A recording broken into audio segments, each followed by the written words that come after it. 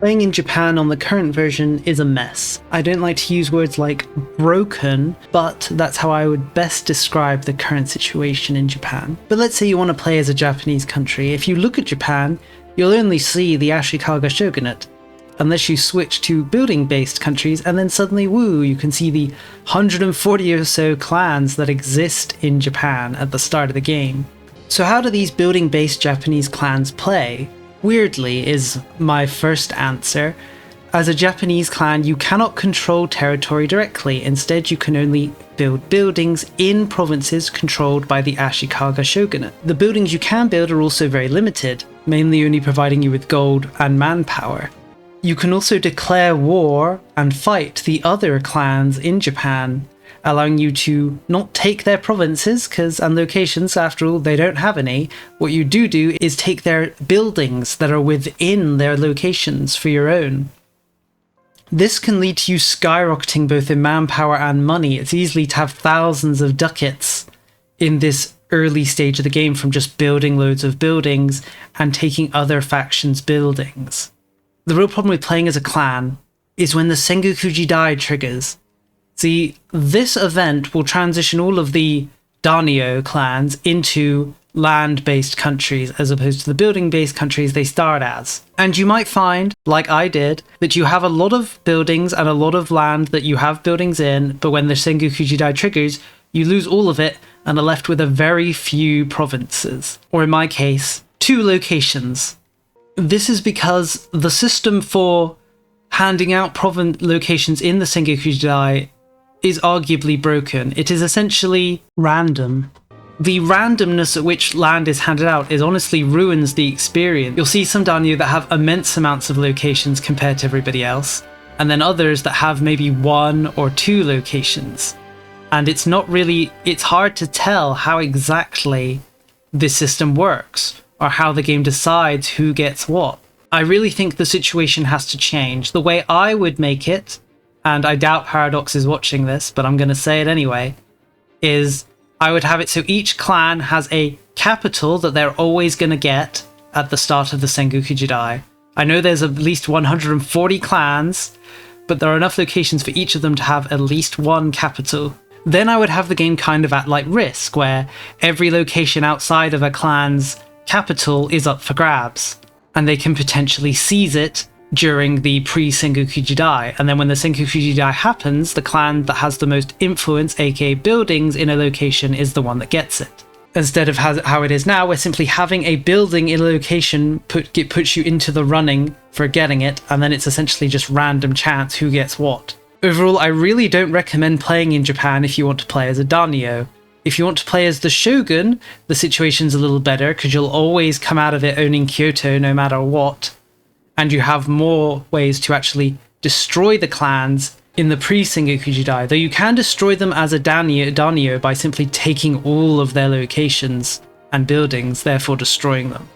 The third option for playing in Japan at this point is actually a branch of the Yamato family. There are 2 of them at the start, and once the first situation in Japan ends, one will be destroyed and the other will become the Yamato court.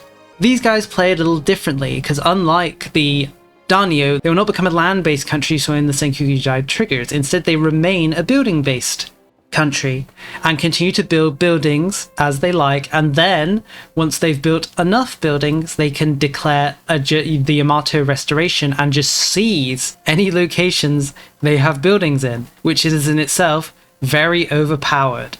But if you do want to play as a Japanese country, I would recommend playing as a Yamato branch or playing as the shogunate themselves, because at least you'll have less random chance ruining you. Also, another handy tip, as a Japanese nation, you can pass a marriage law called the Jishu system, which allows you to have 4 spouses. So if you want to have hundreds of children and having to sign them all educations and marriages, you can do this.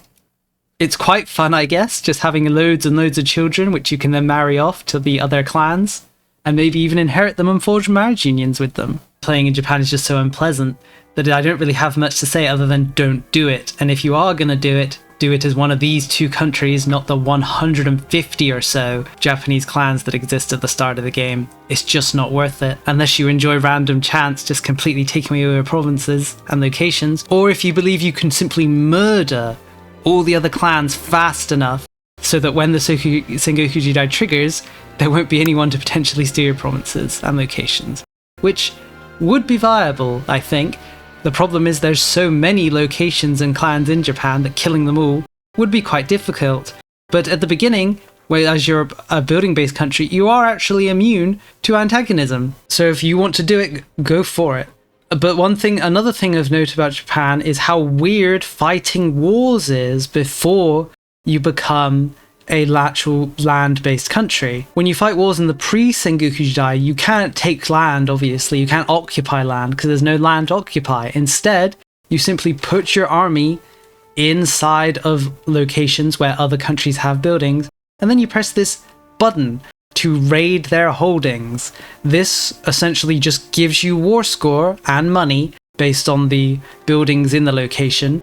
And then when you come to make peace, you can demand that they hand over their buildings in the locations. In order to fully annihilate a clan in this way, you have to take every single building they have. Once a clan has no buildings, they cease to exist, luckily.